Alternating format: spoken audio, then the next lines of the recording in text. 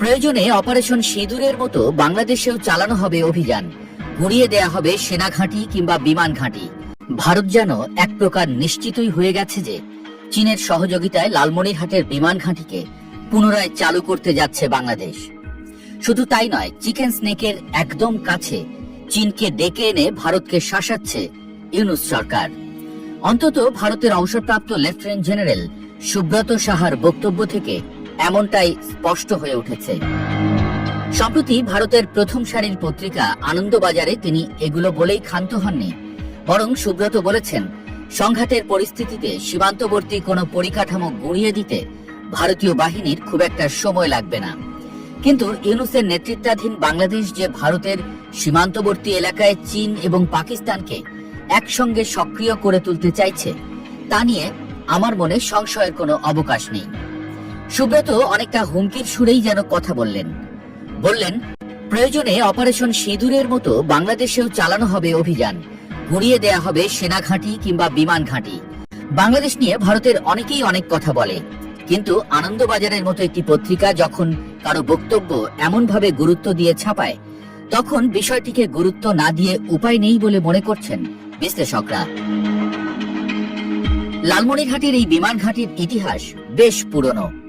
দ্বিতীয় বিশ্বযুদ্ধের সময় ব্রিটিশ শাসনের অধীনে এটি নির্মিত হয়েছিল। যুক্তরাষ্ট্র ও ব্রিটিশ বাহিনী এই ঘাঁটি ব্যবহার করত বার্মা ফ্রন্টে অভিযান চালাতে। যুদ্ধের পর ধীরে ধীরে এটি কার্যত অচল হয়ে পড়ে। পরে বাংলাদেশ বিমান বাহিনীর নিয়ন্ত্রণে এলেও তা আর সক্রিয়ভাবে ব্যবহার হয়নি। বহু বছর ধরেই এটি পরিত্যক্ত অবস্থায় পড়ে আছে। আশেপাশে স্থানীয় জনগণ জমি চাষ করে কিংবা বসবাস শুরু করেছে।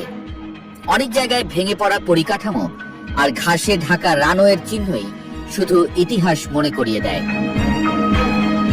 কিছুদিন আগেই জাতীয় দৈনিক পত্রিকাগুলোয় খবর আসে, বাংলাদেশ বিমান বাহিনী পুরনো এই ঘাঁটিকে কিছুটা আধুনিকীকরণের পরিকল্পনায় রয়েছে।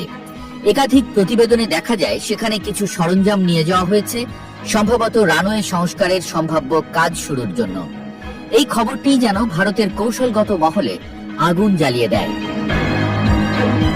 সুব্রত সাহা, যিনি ভারতের উত্তর পূর্ব অঞ্চলের সামরিক দায়িত্বে ছিলেন এবং যুদ্ধে সরাসরি অংশ নিয়েছেন, তার কণ্ঠে এই মুহূর্তে চরম আশঙ্কা।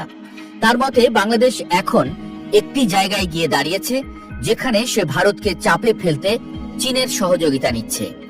তিনি বলেন, এই ঘাঁটির মাধ্যমে শুধু আকাশপথ নয়, সন্ত্রাসবাদ, গুপ্তচর বৃত্তি এবং কৌশলগত নজরদারিও চালানো সহজ হবে চীনাদের জন্য। বাংলাদেশ এখন পাকিস্তানকেও পাশে টানছে। রংপুরে আইএসআই প্রতিনিধিদের উপস্থিতি ছিল স্পষ্ট সংকেত। তার আরো দাবি, প্রয়োজনে 2025 সালে অপারেশন সিঁদুরের মতো অভিযান বাংলাদেশেও চালানো যেতে পারে, যেখানে তাৎক্ষণিক বিমান ও মিসাইল হামলা চালিয়ে সামরিক পরিকাঠামো ধ্বংস করা হবে। এই বক্তব্য যে কেবল যুদ্ধংদেহী তা নয়, বরং পুরো অঞ্চলের নিরাপত্তা ও কূটনৈতিক স্থিতিশীলতার উপর সরাসরি প্রভাব ফেলতে পারে বলে মত বিশ্লেষকদের। এদিকে বাংলাদেশ সরকার এই মুহূর্তে আনুষ্ঠানিকভাবে কোনো চীনা সহযোগিতায় ঘাঁটি নির্মাণের কথা বলেনি।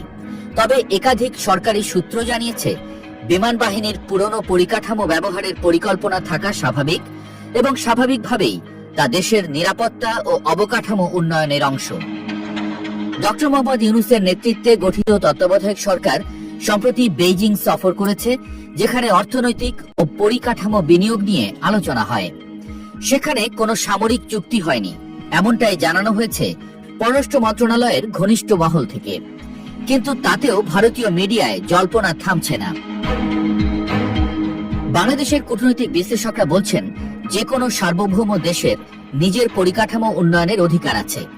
ভারত চাইলে সহযোগিতা করতে পারে, কিন্তু একতরফা হুমকি দিয়ে কারো কৌশলগত পরিকল্পনা বন্ধ করা যায় না।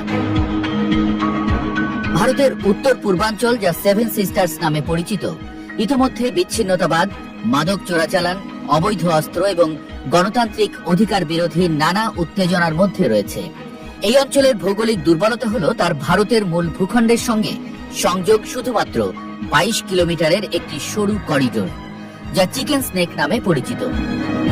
লালমনিরহাট সেই করিডোরের কাছাকাছি এবং এই কারণেই ভারতের ভয় এই ঘাঁটি হয়তো চীনা নজরদারির জন্য ব্যবহার হবে, আর তাতেই নানা সময়ে সময়ে ফুঁসে উঠছে সুব্রত সাহাদের মতো অনেকে।